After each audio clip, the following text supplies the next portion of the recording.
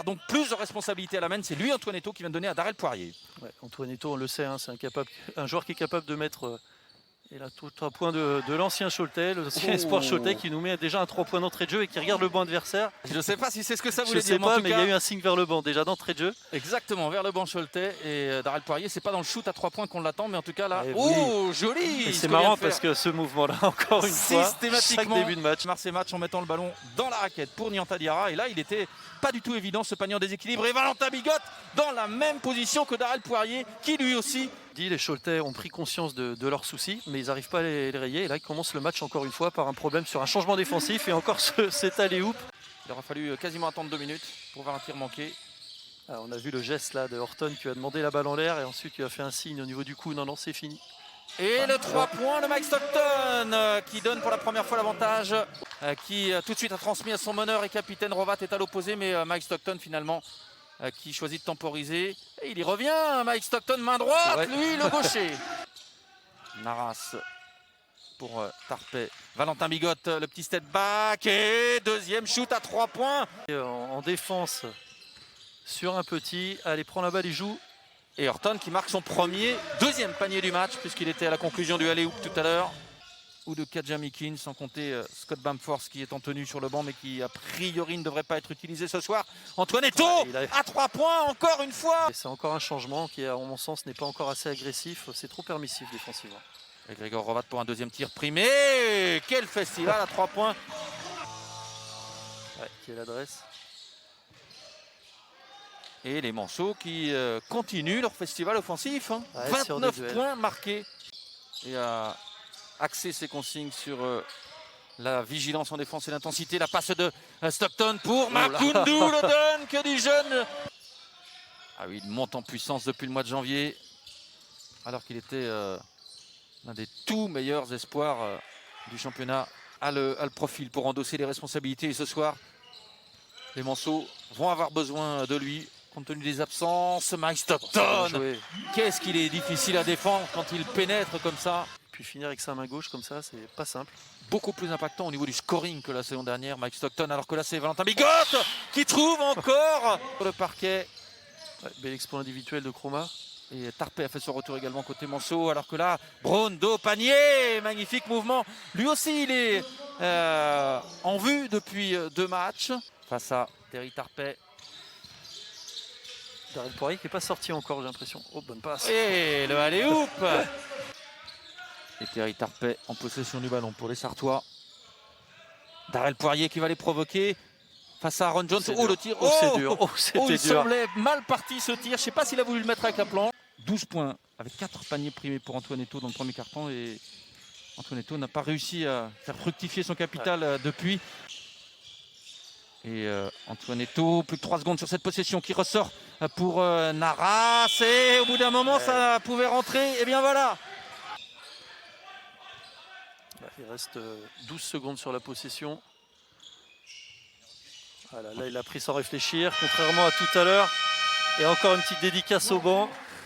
Et bien, ce tir étant manqué, Le Mans va pouvoir peut-être passer au-delà des 10 points d'avance avec Darrell Poirier dans un fauteuil et en confiance à 3 points encore une fois. Qualité de contreur et l'avantage de la taille. Et de rapidité. Eh bien, c'est un client quand même en défense sur ce type d'action. Oh, la belle passe de Yann Miller. Alors là, Chris Horton, il était pris en tenaille. Il a quand même réussi à arracher le ballon pour finalement... Qui attend voilà, que son meneur vienne vers lui. Antoinetto. Ça a switché en défense côté Cholet. Williams Naras face à Fofana. Oh, le 1-1. Voilà, là, il y a du rythme dans cette attaque. Il se passe des choses. C'est bien exécuté. Et le shoot à 3 points de Yann Miller. Et ça paye. Qui fait du bien. Du bien avec ses exploits individuels. Miller, maintenant, il faut défendre pour les Choletais.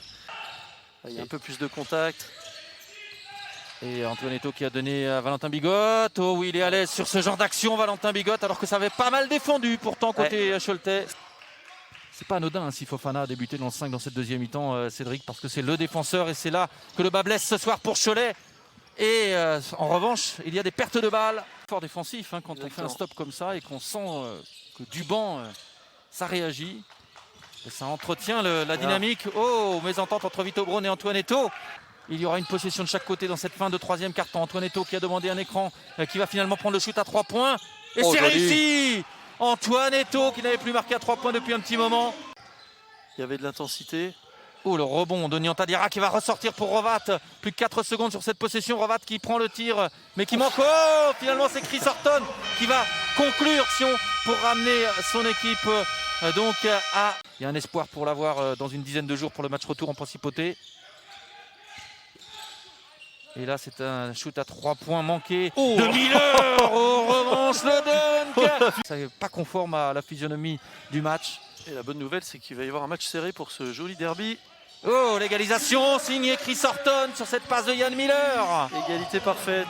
Et là, il en a trop mis. Grégor Rovat n'a pas pu récupérer le ballon avant qu'il ne sorte. Clémenceau qui se retrouve à nouveau en possession du ballon avec Bigotte qui va... Voilà, on sentait chaud pour prendre la responsabilité. Et voilà, avec le plexi, le MSB, Terry Tarpey qui vient lui proposer une solution. Le ballon volé par Grégor Rovat qui va dunker. Oh, c'est rare. Et ça fait lever le banc. Oh, c'est rare. Grégor Rovat, on est loin du cercle. Ils défendent agressivement très haut là. Les Manceaux, oh, le contre de Terry Tarpey et la balle gagnée. La balle gagnée pour moi par les Manceaux.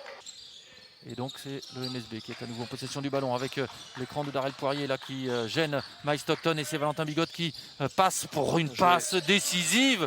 Oh, il s'est engouffré dans cette défense et magnifique lecture du jeu.